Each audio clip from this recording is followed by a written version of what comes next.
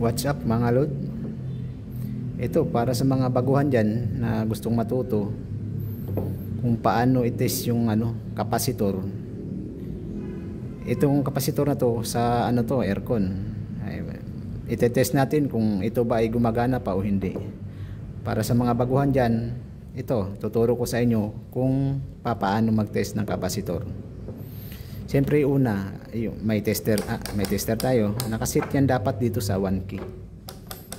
Yan, dito sa 1 key. Ngayon, mga lods, hindi nyo dapat i-test agad to. Ito, hindi nyo dapat i-test agad kasi mayroong power ito.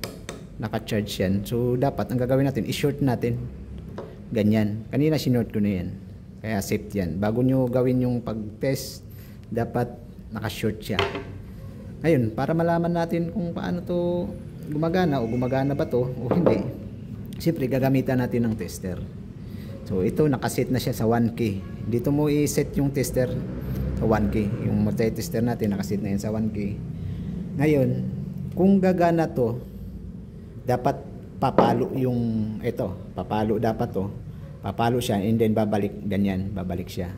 Pero kung hindi siya papalo, pag tinest mo, pag pinagdikit mo tong dalawang dulo na to at hindi siya pumalo, ibig sabihin sira na yung natin kapasitor.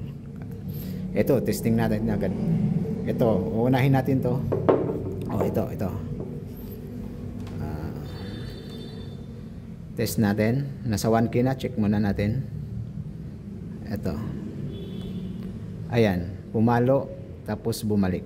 Kita nyo, ikutin nyo lang ulit, kabila. Ayan, pumalo, bumalik. So, ibig sabihin yan, good yung kapasitor, gumagana.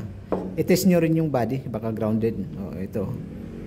Yan, dito. Kabila, kung may ground. So, wala.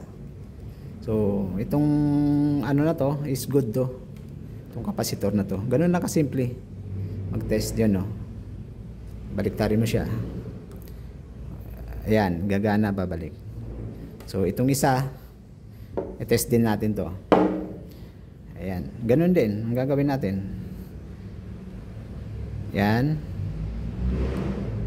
Ayun, hindi gumalaw.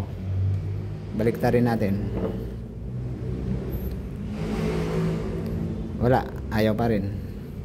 Isa pa, para sigurado. Wala. So, yan, ibig sabihin ito, sira.